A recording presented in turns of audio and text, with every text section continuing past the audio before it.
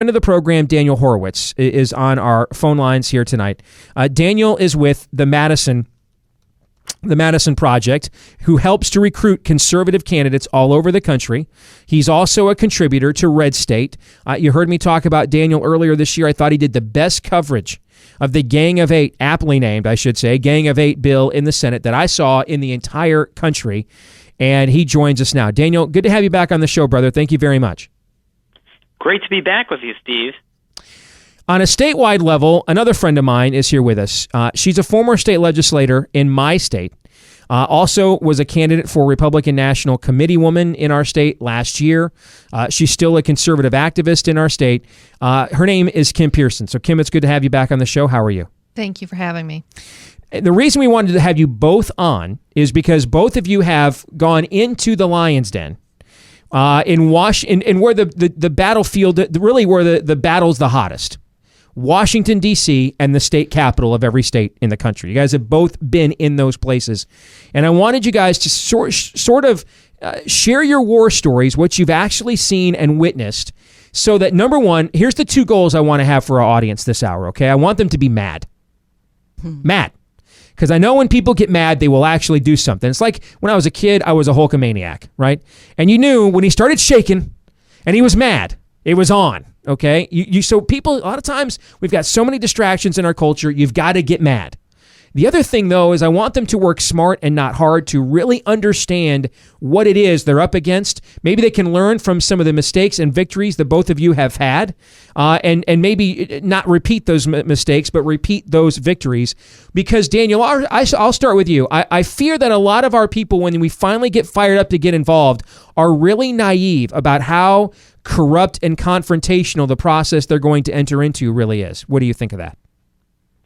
Absolutely, Steve. You know, one thing I've learned is that the Republican Party and really the two-party politics that we're dealing with right now is really reminiscent of the last line in Animal Farm. You know, when the creatures looked outside and they looked from pig to man and from man to pig and from pig to man again, but already it was impossible to say which was which. And many of us, you know, we're not those who kind of worked in the Constitution Party or off the beaten path movements. Many of us were loyal Republican foot soldiers, worked in Republican politics, but depending on, you know, who you talk to, either they had some cathartic moment at some point or it was kind of gradual, we realized there's not a dime's worth of difference. You know, even if you look at some of my articles on some of the legislative battles at RedState from just a couple of years ago, the tenor of my articles is still kind of, you know, the GOP leadership needs a spine. They lack the will. They're always scared of their shadow. But as time went on, I realized it's not just a party that lacks courage, lacks the gumption to actually stand up for our principles. And it's not just a matter of it being the stupid party. It's not possible for human beings to be that stupid. I mean, you can't possibly take a scenario, a summer, where Obama's being pummeled with scandal after scandal. Obamacare is extremely unpopular. It's turning out to be a disaster even from a liberal perspective. And yet, instead of joining with us to fight Obamacare, they're working behind the scenes. Organizing for America, Obama's campaign arm, is helping Paul Ryan, who was the supposed, you know, Republican VP nominee last time around. They're helping him foist amnesty upon conservatives and orchestrate a way to make an end run around the base. And, you know, one real disconcerting observation about this summer recess, if you kind of take a step back, the Democrat leadership is harnessing their base, their grassroots, to go out and fight for them. Our party leadership is working to make an end run around the conservative base. We have no leadership. No doubt. And what we're working on at Madison Project is completely changing leadership in primaries. All right, let's talk about that when we come back. Stay tuned. Steve Deace. Daniel Horowitz is here with us. He's with the Madison Project. They are working to recruit conservative primary challengers all over the country, like a Matt Bevin in Kentucky, for example. And he's also a contributor at RedState. And then a state representative from my home state, who's just another grassroots patriot like a lot of you that have emailed me or called me over the recent years and said, hey, I'm mad now and I want to do something about it. I'm thinking about running or I want to get involved. What should I do? She was one of those. She just got literally a homeschooling mom, went to law school, then raised a couple of kids, and then just decided, hey, the future is so dark. Somebody's got to do something about it. So she just got up off her duff one day, ran for office, and her name is Kim Pearson. And Kim, I want you we kind of heard Daniel sort of give his 10,000-foot view of how when he first went to Washington, D.C., it was like, hey, yeah, they're the dumb party. Yeah, our party leadership needs more spine. And now he said you can see how his columns at RedState have evolved to the point he realized they're actually working a lot of times with the guys they went there to defeat. Now, you went there at the state level where we have this presumption things are more pure and things are better. And Washington, D.C. itself is really the cesspool, and it's really, the states are really the last line of defense. Now, I think you and I would agree the states are the last line of defense. Absolutely. But if we've got people that want to run for state legislature that are just regular grassroots patriots like you, are they really going to find that it's only Washington, D.C. where this sort of cesspool exists? Absolutely not. They're going to see capitulation at the state level as well. When I ran in 2010 in the Iowa House, we had 60 Republicans that won. And you go in there thinking you've got 60 Republicans that have a... Out of 100, we should say. Right, out of 100. So a super majority. Exactly. And you think they'd be able to, put forth some of the Republican principles, but they capitulated left and right. I mean, taxpayer-funded abortion, the largest budget in Iowa history. It was just one fiasco after another. And you find out that these people actually are not leaders. They just follow the leader.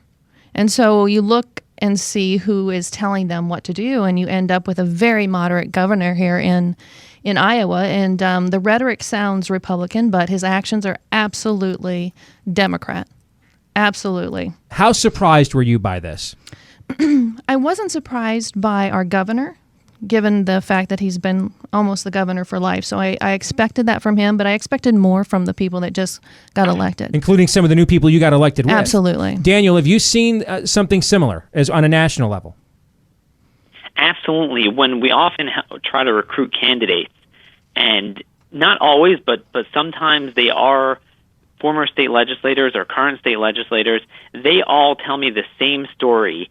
It's basically the corrupt power players rise to the top, whether it's Washington or a state capital around the country. It's the same dynamic. In general, it is easier to elect we the people, constitutional conservatives, people like Kim, from state legislator districts, smaller, lower-cost districts. So there tend to be more than just, Ted Cruz and Mike Lee. We really have two names we keep regurgitating in terms of fighters in the Senate. So there's usually a few more in each state legislature, but it's still a clear minority. We do not have a majority, I believe, in any state. I agree with that. Absolutely. Is it...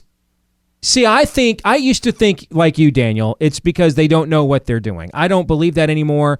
I agree with you. I come from a worldview that says all people are sinful, but not everybody's this consistently stupid, okay? So I've just come to the conclusion they're more comfortable with the status quo. And I mentioned what's happening in Virginia right now at the top of the hour here. That is a blatant example where they're more comfortable with Terry McAuliffe than they are with a guy like Cuccinelli who's going to challenge the system. They're better off if the Democrat wins.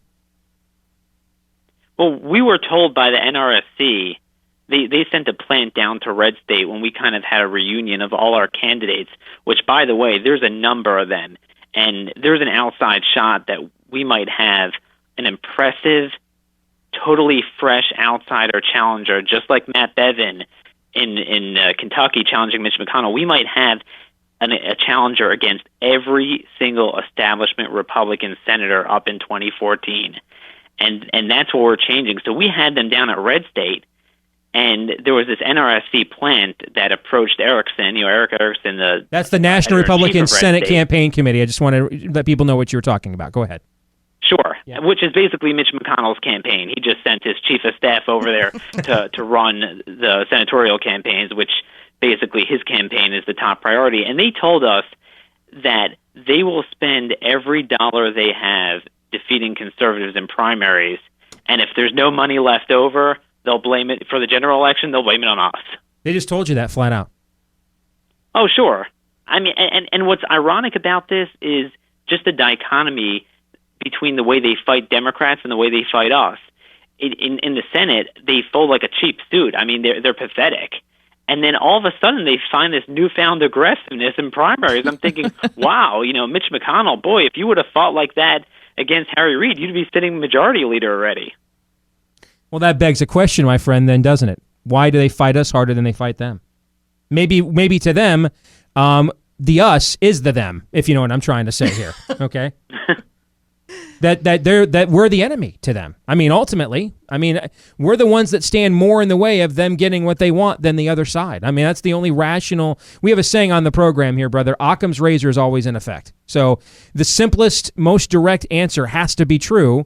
If this is consistently what we see, then we have no other conclusion to come to other than we threaten them more than the Democrats do. Absolutely. It's open warfare. In the Iowa House, actually, I want to skip to the latest thing about me in the paper.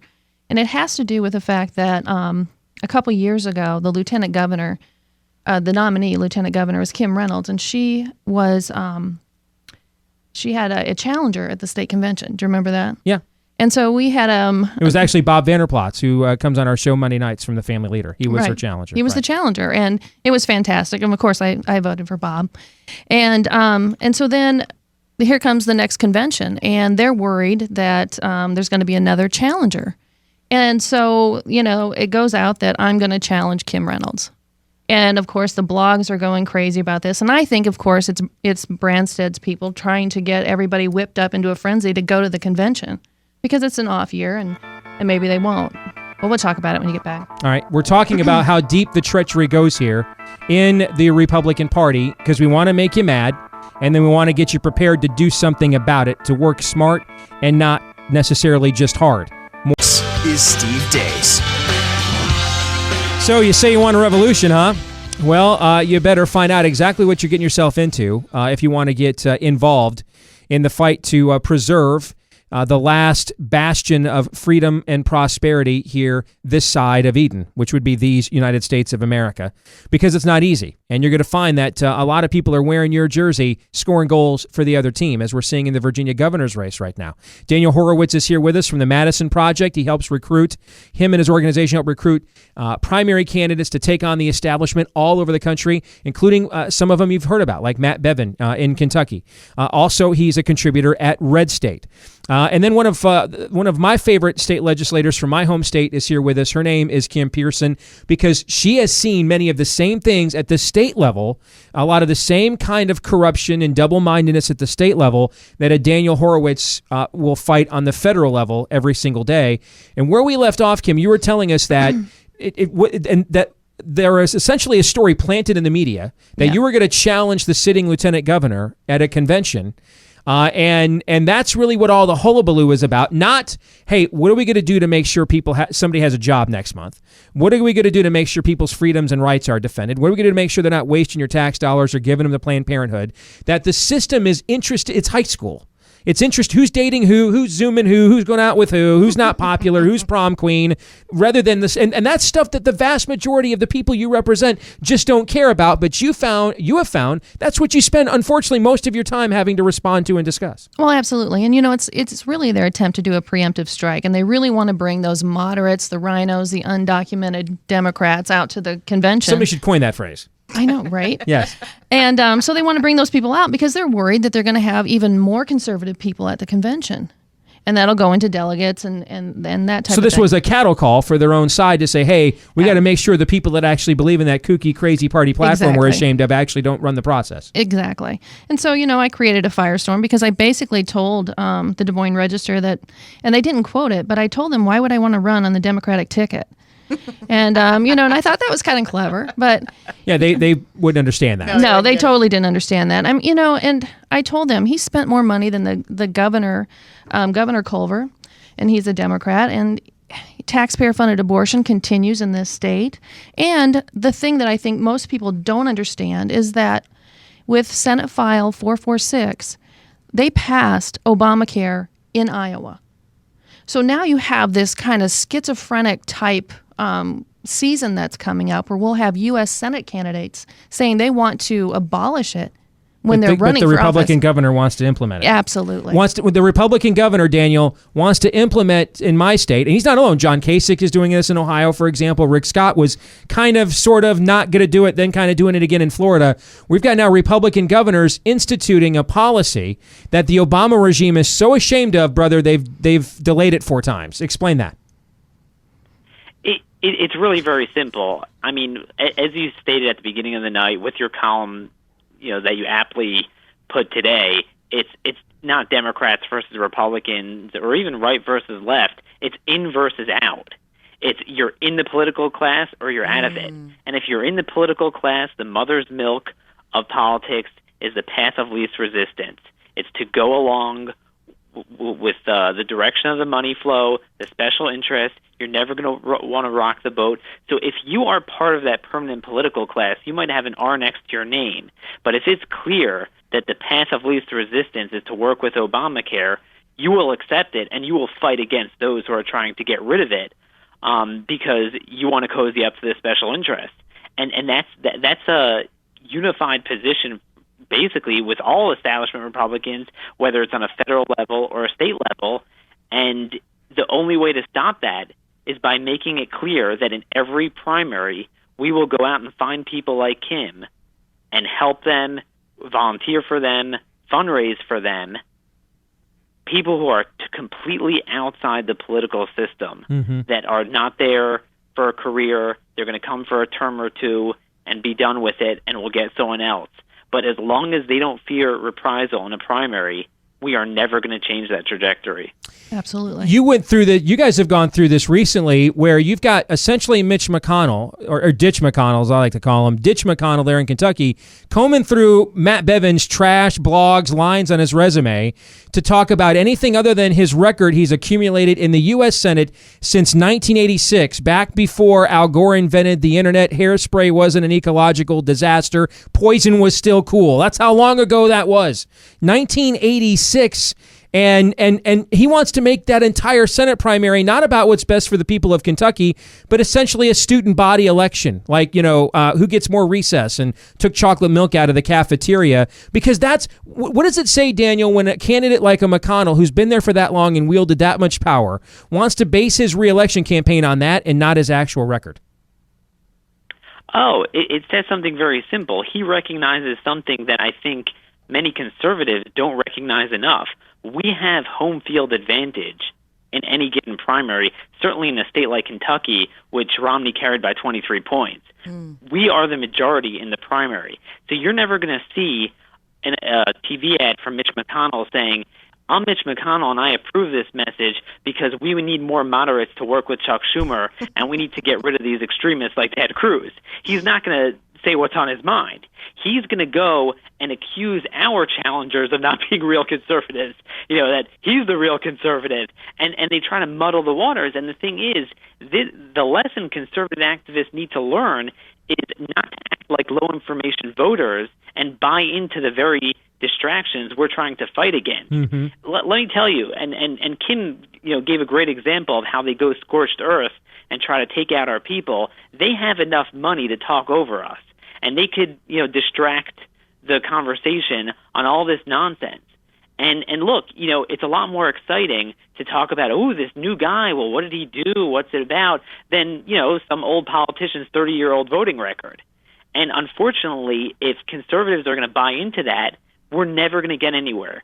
We have to understand there is no human being on earth that could go up against a guy like Mitch McConnell. Whether he's a doctor, there's going to be a patient or two that was disgruntled, and they're going to dig them up. If he's a lawyer, they're going to find some contract to hit him on. If he's a military officer, there's going to be someone who served under his command who felt he was too rough on him. They will always be able to dig up Oppo on anyone. It's a matter of making it about their records and not letting them get away with that. Daniel Horowitz is here with us from the Madison Project. Former state legislator Kim Pearson from my home state is here with us. More of this roundtable discussion here next. The GOP establishment openly working now for Terry McAuliffe in Virginia, trying to defeat Ken Cuccinelli, as Daniel Horowitz from the Madison Project, who's here with us, also a contributing editor over at RedState, tweeted out earlier tonight, since they don't think they can win on Obamacare, they're going to try to screw us over with amnesty instead. These people are just losers. That's what they are. And former state representative Kim Pearson has fought this battle on a state level as well. And I'll give you just one example, Daniel, of what Ken Cuccinelli is facing in Virginia right now, because Kim faced this on a state level. I got a call when Kim was running for state legislature. Now, she's running in an urban district, a Democrat district. Republicans in my state haven't held this seat in maybe ever.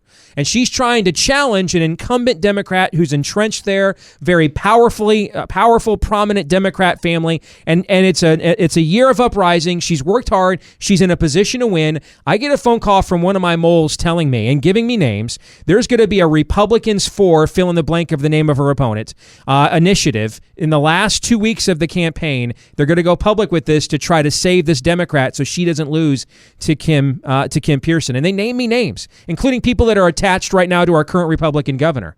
So here's what I did.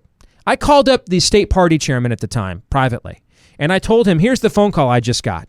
Now, here's what's going to happen if this takes place. I'm going to make your life suck for 3 hours a day on a 50,000 watt radio station to the point it may cost you the majority in the state legislature if this ever sees the light of day. I will expose this to everybody I have a platform to expose it to so they can see the treachery that you guys are capable of, and I will make your life a living hell. You'll regret the day my mom gave birth to me. That's what will happen if this ever sees the light of day. And he said to me, well, what should we do instead? I said, well, here's what I would do if I were you, not telling you what to do, but this is what I would do. So I'd call Kim Pearson up, go volunteer to campaign to walk the district with her for a couple of days, make a public show of force to preempt the release of this effort so that it never, ever, ever, ever happens because you've already undercut it, and then celebrate with Kim when she pulls off a big upset on election night. So a few days later, our former state party chairman calls Kim out of the blue. I'm sure it shocked you at the time, Kim. It did. And says, hey, I'd like to come walk the district with you guys and just show force unity. We're on, it's going to be a big year, yada, yada. He did. He went out there, walked the district with you. Kim ended up pulling off the biggest upset in our state of 2010. And that effort to essentially have Republicans come out for her Democrat opponent never transpired. But the reality is, if you're going to be that sort of insurgent candidate, and you think it's over after the primary, it's not. And Ken Cuccinelli's living that right now, isn't he, Daniel? Mitch McConnell has never pledged to support Matt Bevin, were he to win the primary. And believe me, the Republican senatorial campaign will not be putting money in that. But something interesting? He's not going to need it, because in a state like that, he's going to carry it, unlike Mitch McConnell is actually going to toss the race.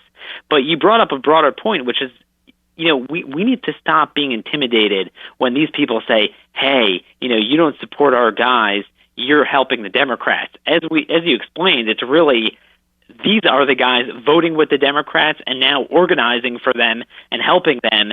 So no, we're going to have a complete declaration of independence from them. And we need to make it clear we are not going to support their guys in a general election. We need to declare war back on them. Absolutely. And we need to work totally independently.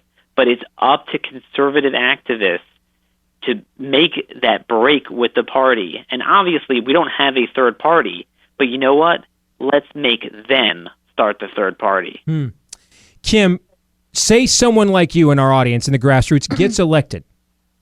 What's life like for them? So that they come prepared and they don't think it's going to be a Mr. Smith goes to Washington happy ending. So that they're ready. As an adult, they come prepared knowing, hey, I might need to bring a dog here with me so I at least have one friend, right?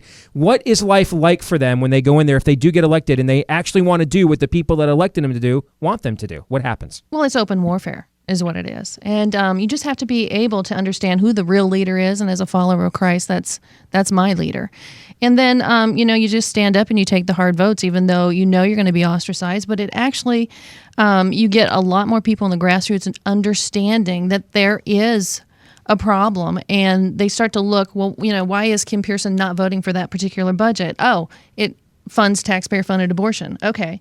Why isn't she voting for this particular budget?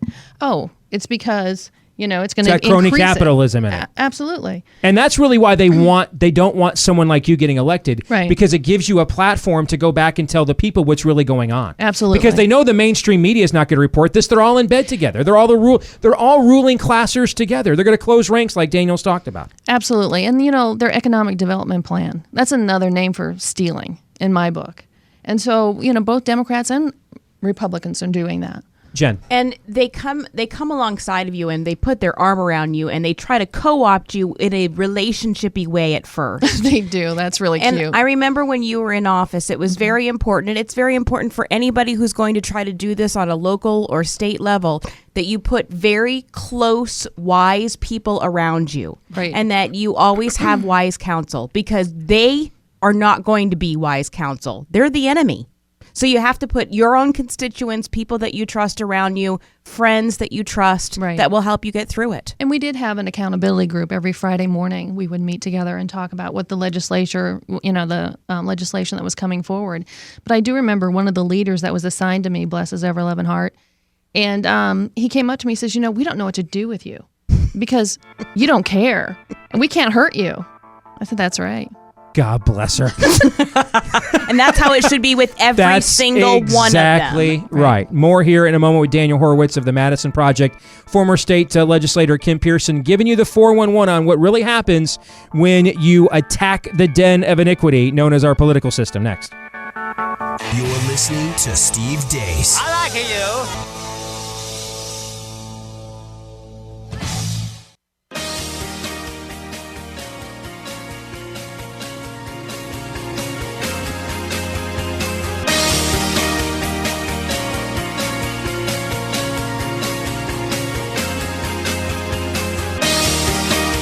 If it's true and you still don't like it, that's a you problem. This is Steve Deace. All right, we're wrapping it up here. So we've got just a few more minutes. I want to get sort of a closing statement / encouragement for anybody around the country that's thinking about challenging the status quo, to fight for liberty, to walk in the shoes of the founding fathers. From two people that are already well down the road that you're thinking about walking. Former state legislator Kim Pearson is now a conservative activist in my state. Kim, your experience, knowing what you know now, if you had it to do over again, what advice would you give people in our audience here tonight? On the practical level, what I would do differently, and I've thought about this, I really admire Justin Amash, where every single vote, he is out publicly telling him why they voted for that. Mm-hmm. And that's what I would do differently. My votes caused a lot of problems within the caucus, obviously. So I would have liked to have done what Justin Amash did and made it much more public why I was doing this, and make every single Republican, defend their vote. Be even more of a public servant. Absolutely. Bring the public even more into the process. Absolutely. Daniel, what would sort of be your closing encouragement / statement for people that are looking at getting involved or even want to support some of the primary candidates you guys have recruited around the country there at the Madison Project? 2014 is shaping up to be the best wave year election ever. And when I say wave year, I don't mean Republican, I mean conservative insurgency. Jim DeMint and Ted Cruz and Mike Lee have touched off a nerve. They've shown conservatives, wow, it's possible to go up there and be articulate and passionate and principled and not blink, like we're seeing with Ted Cruz on the Defund Obamacare effort. And you know what? We have found impressive candidates all over the country, and we've done polling and have found a number of incumbents are extremely vulnerable to legitimate primary challenges. Now is the time to do it. The entire base is on fire. There's a deep sense of disquiet. There is so much to tap into. There is going to be a big wave to ride, and now is the time. Daniel, people want to learn more about the Madison Project. Obviously, I can read some of your stuff at RedState. What else can they learn about what you guys do in terms of helping primary challenges around the country? Quickly, please. So MadisonProject.com is our PAC site. We also have a website, ConservativeVotingRecords.com, where we rate all the House members by their district. If they're in conservative districts and underperforming, we mark them as primary target challenges, and that is a great list to start looking for in a district near you. Outstanding. Daniel Horowitz of the Madison Project and RedState, former State Representative Kim Pearson. Both of you, thank you for joining us tonight. I think this is, you gave our audience a lot of good information. You confirmed some of their worst suspicions, but also in an empowering way where they now know what they're getting into and what can be done about it. Thanks to both of you. We really appreciate it. When we come back, I'm going to unfortunately lower the standing of this program by responding to Ed Schultz and MSNBC, but forgive me, the pickings were slim tonight for Worldview Wednesday.